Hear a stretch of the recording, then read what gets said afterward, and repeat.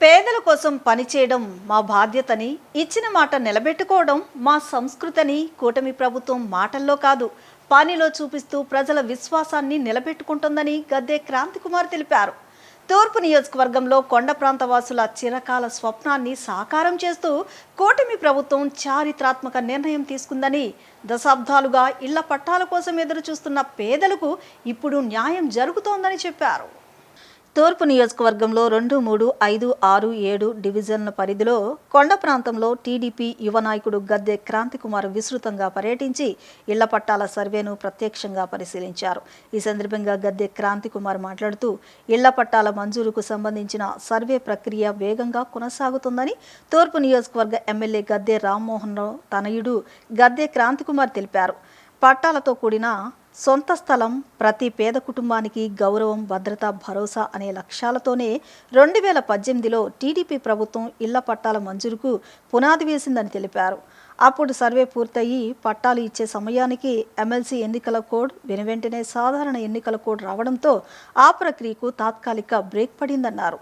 తర్వాత అధికారంలోకి వచ్చిన వైసీపీ ప్రభుత్వం పేదల ఆశలను పూర్తిగా విస్మరించి ఇళ్ల పట్టాల ప్రక్రియను నిలిపివేసి 5 సంవత్సరాల పాటు ఎటువంటి పురోగతి లేకుండా పేదలను నిరాశలో ముంచెత్తిందన్నారు. ఇప్పుడు కూటమి ప్రభుత్వం మాట నిలబెట్టుకుంటూ ఆగిపోయిన ప్రక్రియను తిరిగి ప్రారంభించడంతో కొండ ప్రాంతాలు, ప్రభుత్వ భూముల్లో నివసిస్తున్న వేలాది కుటుంబాలకు ఇది గొప్ప అవకాశం దక్కిందని అన్నారు.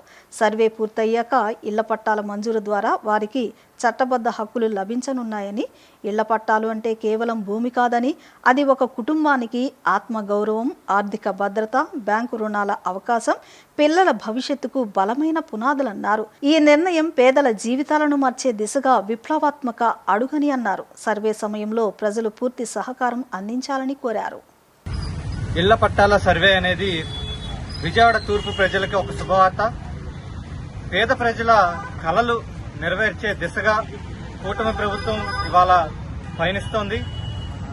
2018లోనే ఈ ఇళ్ల పట్టాల సర్వేకి అంతా ఏర్పాటు చేసిన కూటమి ప్రభుత్వం అప్పుడు అనుకోకుండా ఎలక్షన్ నోటిఫికేషన్ రావటం వలన, దాని తర్వాత ఎమ్మెల్సీ ఎలక్షన్స్, దాని తర్వాత ఇమీడియట్ గా కాన్స్టిట్యున్సీ ఎలక్షన్స్ రావటం వలన మధ్యలో బ్రేక్ పడింది. తర్వాత ప్రభుత్వం మారి 5 ఏళ్లుగా ఆ పట్టాల సంగతి అనేది పక్కన పెట్టడం జరిగింది.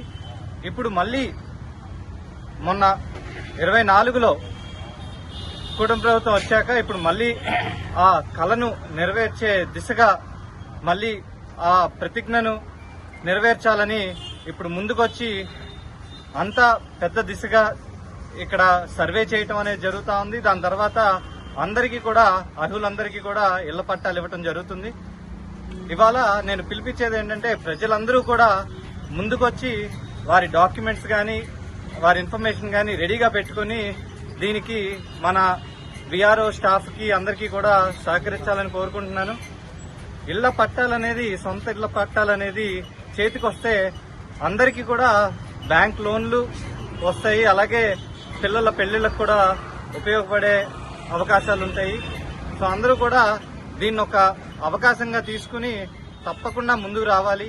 అలాగే తెలుగుదేశం ప్రభుత్వం కానీ, కూటమి ప్రభుత్వం కానీ ఎప్పుడూ కూడా చేసిన ప్రతిజ్ఞని నెరవేర్చుకుంటారని ఈ దిశగా చెప్తూ, అలాగే ప్రజలందరికీ కూడా, అందరూ ప్రతి డివిజన్లో కొండ చుట్టూతో ఉన్న ప్రజలందరూ కూడా తప్పకుండా వారి డివిజన్ ప్రెసిడెంట్లు కానీ, లేకపోతే వాళ్ళ సమీపంలో ఉన్న విఆర్ఓలు కానీ, ఎంఆర్ఓలు కానీ అందరినీ కూడా కలిసి వారి అప్లికేషన్లు కూడా ఇవ్వాలి. అలాగే ఇంటింటికి కూడా అందరూ రావటం జరుగుతూ ఉంది.